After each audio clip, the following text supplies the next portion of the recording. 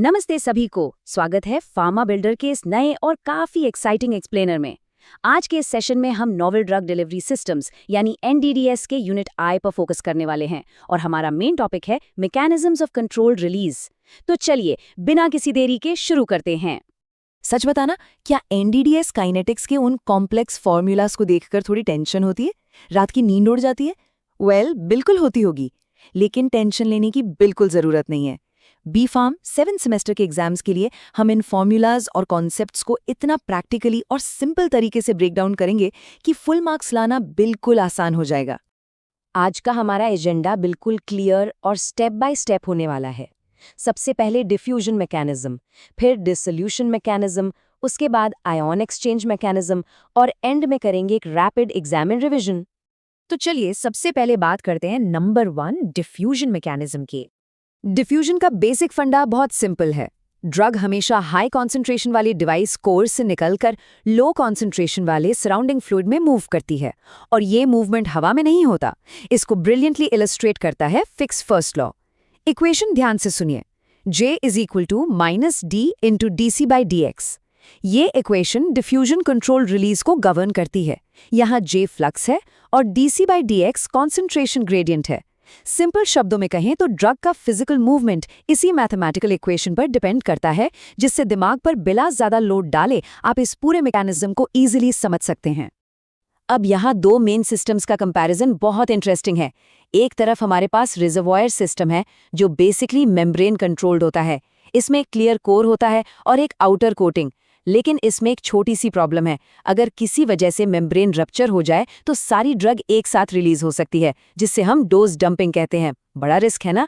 वहीं दूसरी तरफ मैट्रिक्स सिस्टम मोनोलिथिक होता है, जिसका मतलब है कि ड्रग पूरे मैट्रिक्स में यूनिफॉर्मली डिस्पर्स्ड होती है। इसलिए यहाँ डोज डंपिंग का कोई डर ही नहीं होता, एकदम सेफ।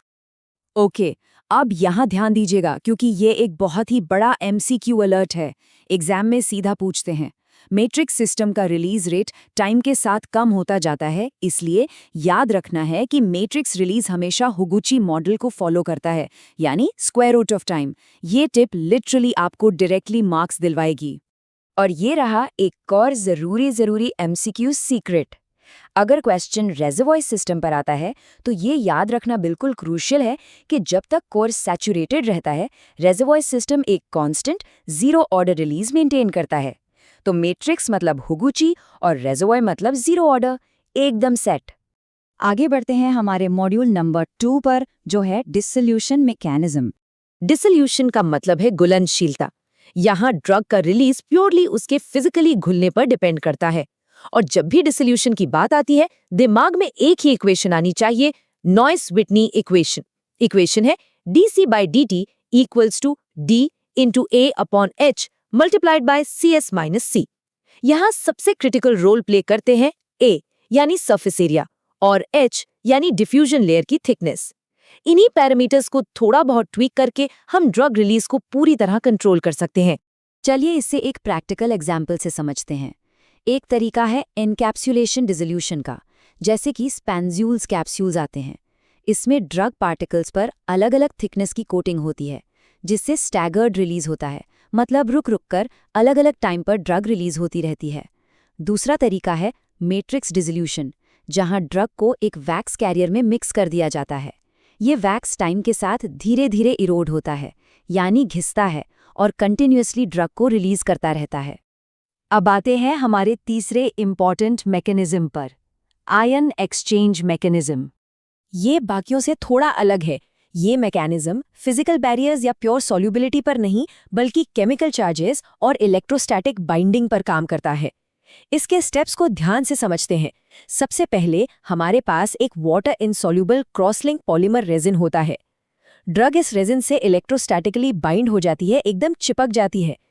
फिर जब ये सिस्टम हमारे GI ट्रैक में जाता है तो वहां मौजूद नेचुरल इलेक्ट्रोलाइट्स जैसे सोडियम या क्लोराइड आयन्स आकर इस ड्रग को डिस्प्लेस कर देते हैं, मतलब वो ड्रग की जगह ले लेते हैं, और इस स्वैप के नतीजे में ड्रग हमारी बॉडी में सक्सेसफुली रिलीज हो जाती है।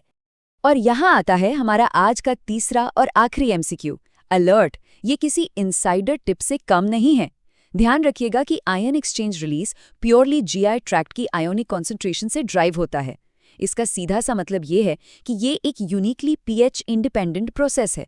किसी भी कम्पिटिटिव एग्जाम या यूनिवर्सिटी पेपर में अगर पीएच इंडिपेंडेंट मैकेनिज्म का जिक्र हो तो बिना सोचे आयन एक्सचेंज पर टिक कर देना है।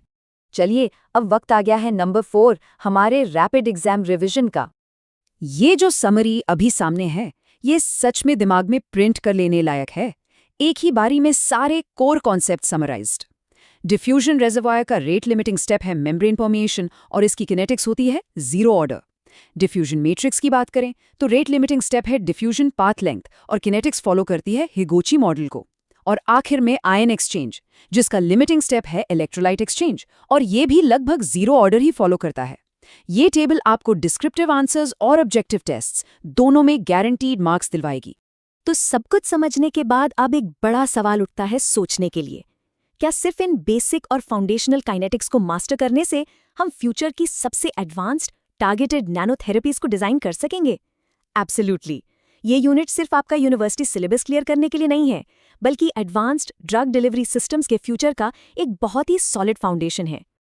अगर ये एक्सप्लेनर हेल्पफुल लगा तो pharma builder Telegram channel join करना बिल्कुल ना भूलें। वहां आपको ऐसे ही एक्सक्लूसिव नोट्स और टॉप टियर रिसोर्सेज मिलते रहेंगे। पर हाँ, जाने से पहले एक विचार करने वाली बात जरूर छोड़कर जाऊंगी। अगर आज एक सिंपल पॉलीमर मैट्रिक्स ड्रग के रिलीज रेट को इतना ब्रिलियंटली कंट्रोल कर सकता है, तो सोचिए फ्यूचर में जब AI ड्रिवन स्मार्ट पॉलीमर्स आएंगे तो वो मेडिसिन की दुनिया को किस हद तक रेवोल्यूशनाइज करेंगे। Keep learning, keep revising and keep building those solid concepts. मिलते हैं अगले सेशन में।